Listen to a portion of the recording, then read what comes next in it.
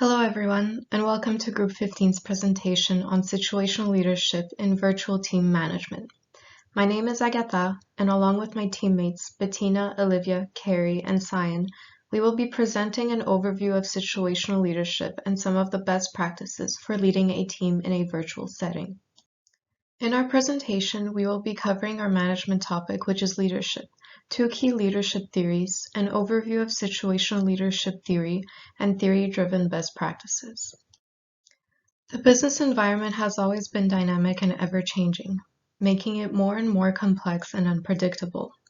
The ongoing adverse effects of the COVID-19 pandemic have made the business environment more challenging and perplexing at the same time. One of these challenges is adjusting to business operations to be pursued in an online setting. To cope with this, business figureheads need to adopt various traits and venture into innovative forms of leadership styles, since traditional ones no longer provide the required methods for business leaders to succeed in a virtual environment. Our topic of leadership is defined as a process that involves influencing an individual or a group in efforts toward goal achievement. It has a direct impact on competitive advantage, project success, and stakeholder satisfaction. The effectiveness of leadership is not limited to a leader's characteristics, but also their ability to provide guidance and directives to their teams, as well as how well they can adapt to new environments at a moment's notice. With the COVID-19 pandemic, organizations were thrown into uncertainty and forced to adapt quickly, which also pushed for leadership strategies to be re-examined. The start of the COVID-19 pandemic destabilized the working environment, which saw a new importance given to virtual environment in a business context. Organizations had to quickly migrate all in-office operations to a hybrid, if not total, virtual environment to ensure the survivability of the business and the safety of their employees. Despite it being a familiar environment to many people, it did come with many obstacles that forced them to quickly adapt to resume operations at an ideal output level. There are many challenges that arise in the virtual environment for team management, more specifically regarding communication, leadership influence, relationships, building trust, and motivation. Olivia will now present two key theories in leadership, as well as our rationale for picking situational leadership. Hi, this is Olivia, and next I'm going to talk about the two theories that we chose to discuss, as well as the rationale of choosing situational leadership theory. So first, the leader-member exchange theory is talking about the exchange and the interaction between the leader and the follower. It was based on the observation that leaders don't treat all members the same. We have in-group members and out-group members here. In-group members tend to receive more information from leaders. They have a greater influence on their leaders. They receive more confidence and concerns from them, and also if we observe them, they tend to be more dependable, engaged, and also communicative than the outer group.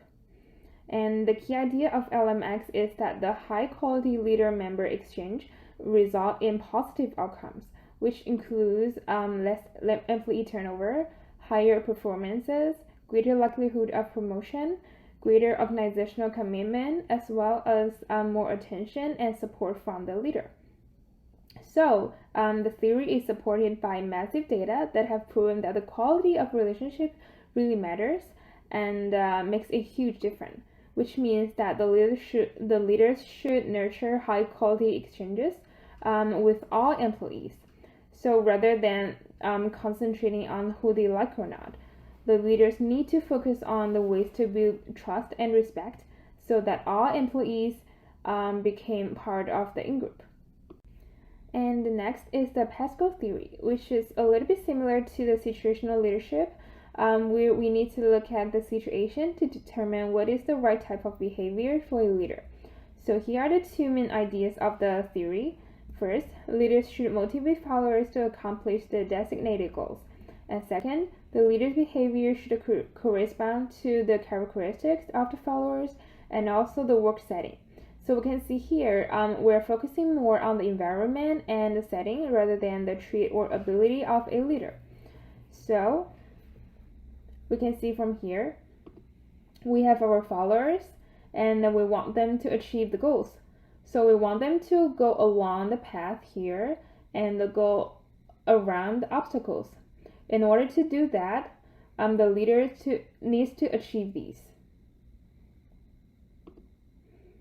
And also, we want our followers to be motivated through the whole time. So we need to figure out what is the right leadership behavior. In order to figure out that, we need to consider the follower characteristics and also the task characteristics. So, compared to the two previous theories, situational leadership allows for more flexibility for the leader because it considers the follower's commitment and also competence related to a specific task. The situational leadership is a more effective style of leadership within the fast-changing environment, especially in the sudden switch to teleworking due to the pandemic. Hi, I'm Bettina, and in this part I'll introduce a bit of background information about situational leadership. The theory was introduced by Paul Hersey and Ken Blanchard in 1969 with the name the life cycle theory of leadership. So it follows other behavioral approaches before it, like the Blake-Mouton managerial grid or Redden's 3D theory. The theory claims that an important aspect of good leadership is flexibility. And in other words, there's no one best style of leadership, and the leader should really focus on the situation and adapt their behavior to the needs of their followers, which will change across a project and even across one single task. Hersey and Blanchard continued to work together until the mid-70s. Then, in 1985, Blanchard introduced the Situational Leadership 2 model in his book Leadership and the 1-Minute Manager. The model is based on the development level of the follower and the corresponding leadership style that should be adopted by the leader. The underlying idea is that the follower's development level follows a certain evolution when coming across a new task. So when they start, they are committed, but they don't have the skills required yet. Then they become disillusioned, but then they learn new skills until their confidence goes back up, and they are both competent and committed. In this model, the different leadership styles are arranged into 4 quadrants according to the level of directive behaviors and supportive behaviors. The leader's role is to adapt to the follower's development level because different levels have different needs. So according to the model, if the follower is at D1, the leader needs to adopt a directing style. At D2, the leader should adopt a coaching style.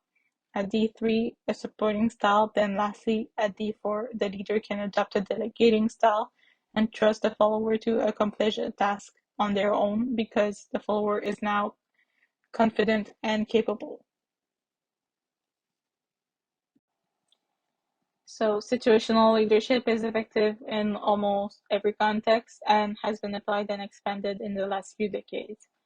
In fact, what makes it great is the flexibility it provides, which makes it especially effective in contexts where change is pervasive and change is pretty common in most businesses these days. It allows the leader to respond to their employees' needs instead of being rigid.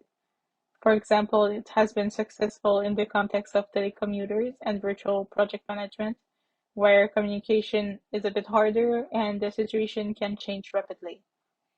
Now, I'll leave my teammate to explain the best practices of situational leadership in a virtual setting. In the next part, we'll talk about 2 best practices for situational leaders and how to incorporate them in a virtual setting. Ever since the pandemic, it has become a new normal for leaders to manage virtual teams. It presents many challenges due to less interaction, and one of the challenges is situational leaders cannot perform an accurate diagnosis of their team members. According to the theory, diagnosis is important as it is the prerequisite for leaders to choose the appropriate style. However, in virtual teams, the leader does not get to see their team members in person, so that it is very hard to tell how ready they are to a particular task. We believe the focus and strategies must be modified to cope with the virtual settings. One best practice is to focus on building relationship and increasing communication with the team members. In today's virtual settings, the ability to communicate effectively becomes the first key to accurate diagnosis. This is because important parts of communication, such as vocal tone and body language, can easily get lost in a virtual setting, and leaders must not let this happen. They should not completely rely on one-way communication, such as email, but instead initiate a series of regular one-to-one meetings with the individuals to enhance the quality and the frequency of communication between them. They must also adopt different types of communication skills, such as listening actively, showing empathy, and being attentive to vocal inflections, so that their team members will feel less isolated. The second key to perform more accurate diagnosis is to partner with team members and aim to create side-by-side leadership relationships. Leadership works best when it is a partnership. A situational leader should work together with the individuals on the diagnosis of their readiness levels. Situational leadership is really a model for developing people and talent. The only way for a leader to always choose the right style to help individuals grow is to view diagnosis as a continuous process. The leader should keep monitoring progress and performance through close partnership and a high level of communication so that they can readily adjust their style as team members develop. Relationship management and effective communication is more difficult to accomplish virtually, but it is a step that a situational leader must take to help their team develop and to achieve improved performance. Hi everyone, this is Cyan here, and I will be covering the next theory-based best practice which situational leader should follow in order to make their leadership approach turn into a success. So let's start. Through our comprehensive literature review, we explored the means by which situational-based leaders may adopt the trait of flexibility, some of which has been listed here. In summary, we have found that leaders, they need to be more adaptive in nature. Moreover, flexibility is also needed for an efficient and productive workforce. Flexibility has also been found to be the most practical trait for one following this leadership style. Due to the significance of this trait, a new form of model was proposed, which has been named as the digital situational leadership model, which I'm going to explain in my next slide. The digital situational leadership model was first introduced by James Brett in his book Evolving Digital Leadership: How to Be a Digital Leader in Tomorrow's Disruptive World, which was published in 2018. So here's an interesting fact. The model possesses grid which illustrate the capabilities for a digital situation leader, which has been partitioned as being tactical versus strategic and also delivery versus culture, and divides them into 4 modes for the leader to follow, which will be explained in my following slide.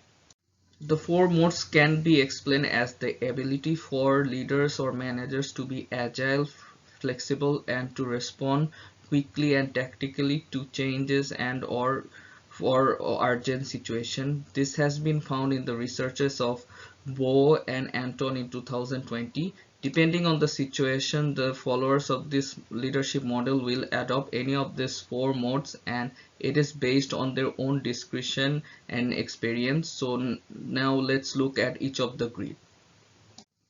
James Brett has defined each of these 4 modes as follows. The first one is get stuff done, which means acting fast and making decisions when there is a short-term delivery notice. The second one is being futurist, and it includes action of planning, road mapping, and thinking about the future. The third one is friend of the team, and it means prioritizing individual happiness and greatness and on short-term culture. And finally, the utopian, and it means building and maintaining a positive culture where the aim is to create an environment where everyone is satisfied. That's all for our presentation, and we hope you have enjoyed and got to learn something new and useful. And thank you so much for sticking with us till the very end, and we bid you farewell to yet another amazing semester. Bye.